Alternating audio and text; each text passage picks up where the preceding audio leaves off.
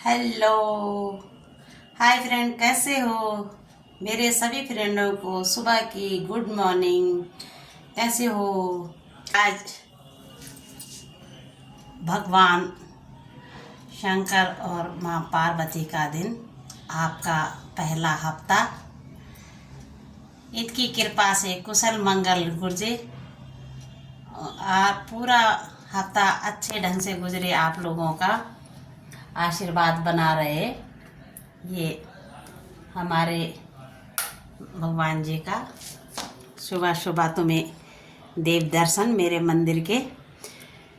और गाइज, आज मैं आपको ले चलती हूँ अपने आंगन में। मैंने एक ये जो हल्दी का पेड़ लगा रखा है, कच्ची हल्दी आप भी ले सकते हो और अपने उस पर लगा सकते हो गमले में।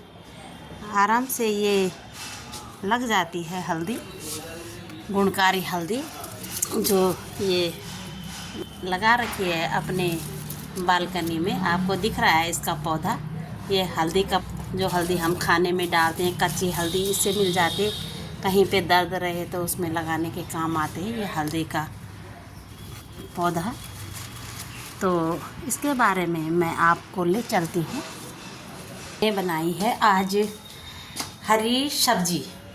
हरी सब्जी का सीज़न आने वाला है और मुझे हरी सब्जी बहुत पसंद है। हरी सब्जी मुझे तीनों टाइम दे दो तो मैं उसमें आराम से रोटी खा सकती हूँ।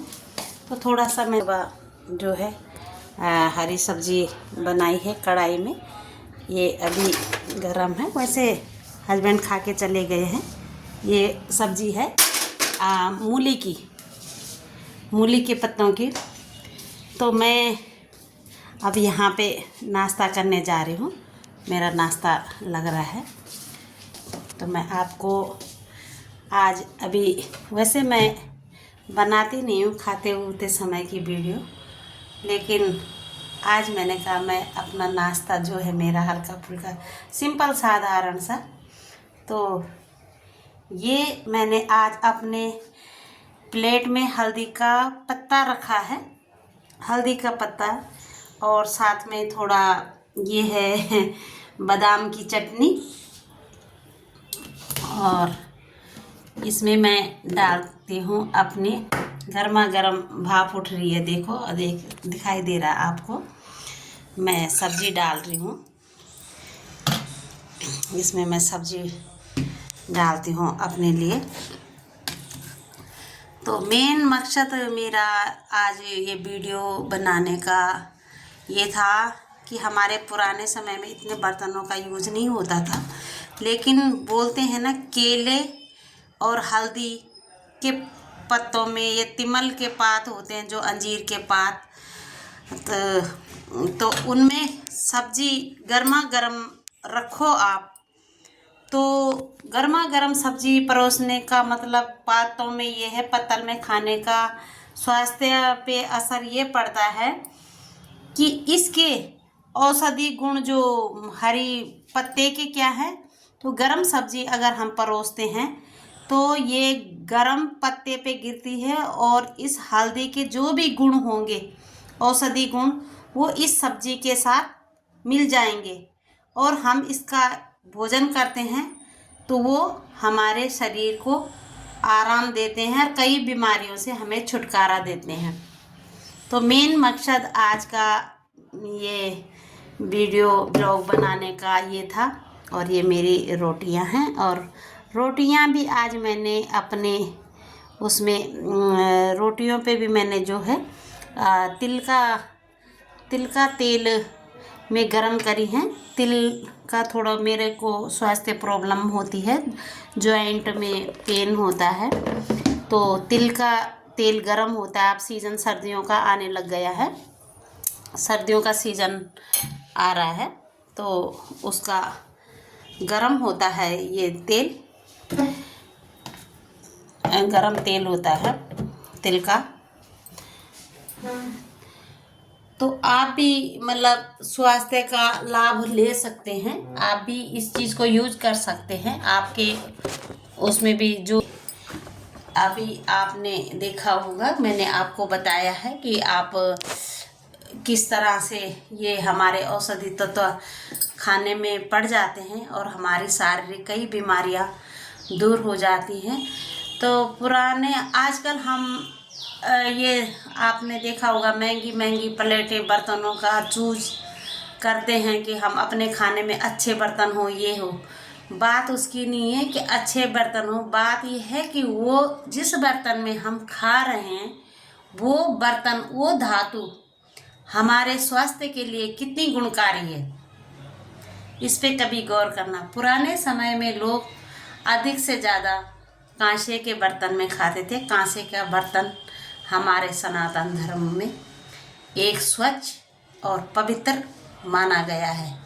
हाँ, मैं उत्तराखंड से आती हूँ और हमारे उत्तराखंड में तो ये रिवाज है कि जब किसी कन्या की शादी होती है तो उसके वर को जब पूजा होती है तो उसमें कांसी की थाली भेंट की जाती है और उसी में प्रथम बार साली अपने घर में जब अरसे वगैरह सास भेंट के समय जीजा को घी के साथ खिलाती है, कुछ मुँह मीठा, दही, घी और बूड़ियाँ उसमें डुबा करके तो प्रथम उसी थाली में खिलाती है और नेक भी मांगती है कि मेरी थाली का नेक दो। तो रिवाज है, उसमें जीजा थाली का नेक देती है, नहीं तो साली बोलती है मैं थाली नहीं दूंगी आपकी। और उस दिन से वैवाहिक ससुराल पक्ष से भी पता चलता है कि ये शादीशुदा है कि उस थाली में वो खाना खाता है, उस दिन से उसको उस थाली में खाना दिया जाता है। ससुराल पक्ष में भी जब वो थाली जाती है तो वहाँ का भी सेम रिवाज, वो दुल्हन को दही के साथ में पहला निवाला जब देते हैं, मुंह मीठा कराते हैं तो उसी थाली में करवाते हैं। आजकल कई लोगों को इस बारे में पता नहीं होगा, लेकिन ये हमारी संस्कृति है, पहाड़ की परंपरा, और अच्छा भी है। सबसे अच्छा, और दहेज ना दिया जाए लेकिन कांसी की थाली दी जाए तो ज़्यादा अच्छा है। मैंने भी अभी, मेरा भी एक पोता है जैती, मैंने भी उसको, शायद मुझे याद है कि बर्थडे पे या दिवाली पे उसको एक कांसी की थाली भेंट करी है, ताकि उसके फैमिली में बोला है कि इसको भोजन इसी थाली में परोस के देना और वो उसी थाली में खाता है, ताकि उसको भी आपने उसमें खाने की आदत पड़े और जो उसके पोषक तत्व होंगे उसके लिए उस धातु के गुणकारी होंगे।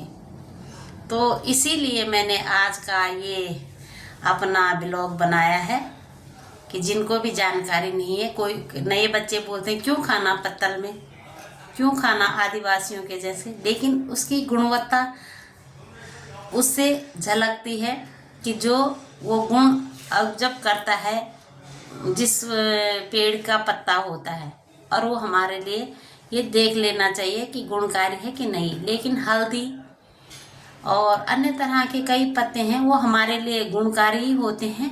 केवल वो पत्ते गुणकारी नहीं होते कि जिनमें विषैला दूध निकलता हो पत्तों से। कभी भी कई, जैसे आपने देखे होंगे कैक्टस वगैरह, इसके जो दूध निकलता है उन पे खैर इतने पत्ते तो होते नहीं हैं कि जो खाना खाया जाए, लेकिन ज़्यादा करके मैं आपसे कहूँगी कि आप ये हल्दी का पत्ता और अंजीर का पत्ता और मालू के पात, इस तरह से इनके पातों का सेवन करें। शादी ब्याह में भी पहले इन्हीं पत्तों में खाना खिलाया जाता है।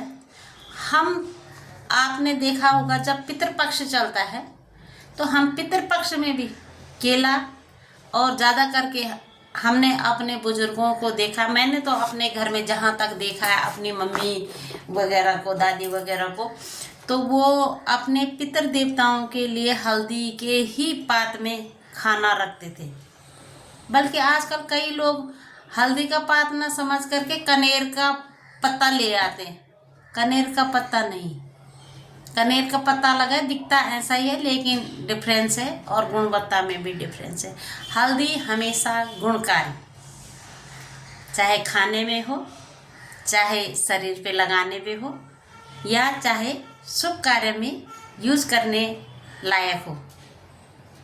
तो हल्दी हमेशा गुणकारी है। हल्दी का सेवन करें और अपने जीवन को मंगलमय बनाएं। मैं सत्यवती रावत आज की कुछ बातें हल्दी और इस भोजन पे। तो मेरा नाश्ता शुरू होता है। मैं अब नाश्ता शुरू करती हूँ। जय अन्नपूर्णा माता की। और जब भी आप भोजन करें तो ईश्वर का सर्वप्रथम धन्यवाद करें कि आपने हमें ये भोजन दिया है खाने को। तो आपका बहुत बहुत धन्यवाद। खाना आजकल आपने देखा होगा, एग्जाम्पल किसी पार्टी में, शादी ब्याह में लोग कितना ठूस ठूस के मुंह में खाना डालते रहते हैं। पर नहीं, ऐसा नहीं करना चाहिए। पार्टी अगर कोई दूसरा दे रहा है, पेट तो आपका अपना है, उतना ही लेगा ना जितनी उसकी कैपेसिटी होगी। तो आप कैसा नापे कि हमें कितना खाना चाहिए। ईश्वर ने इंसान की रचना हर तरह से बनाई है कि उसका हर जवाब उसके पास है और वो स्वयं भी कर सकता है। लेकिन आज मैं एक छोटी सी जानकारी बता दूं आपको कि खाना हमें जो हमारी कैपेसिटी है उतना ही नापना चाहिए। बोला खाना जो हमारे हाथ हैं, ये हमारे हाथ हैं और हमारे हाथों की दोनों हाथों को मिला करके अपनी अंजलि को यूं फैलाओ। अगर आपने कभी नापना हो तो जितना खाना हमारे इस अंजलि के अंदर हम ले सकते हैं वो हमारी डाइट है। सिंपल साधारण बात, सिंपल साधारण बात, वो हमारी डाइट। और पानी पीने के लिए भी जगह रखनी चाहिए पेट में। जो ये बड़ी बड़ी तोंदें बाहर आ जाती हैं ना, वो कुछ इस कारण से भी होती है कि हम ओवरलोड ले लेते हैं। उसमें अपना क्या है, फिगर भी बिगड़ जाता है, कई समस्याएं भी हो जाती हैं। मशीन जितना उठा सकती है उतना ही उठाएगी बोझ।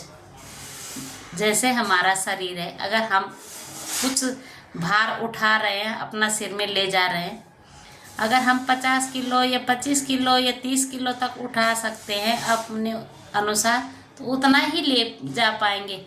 अगर उससे ज़्यादा हमें लाद दिया जाए तो उसके दुष्ट परिणाम भुगत सकते हैं, हो सकते हैं। तो ये आज का ही हमारा वीडियो, आज का मेरा भोजन जो है आपको बता रही हूँ।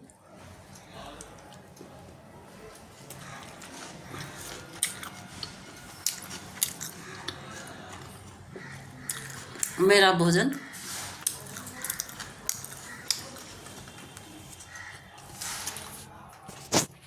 आप भी लंच कीजिए अपना।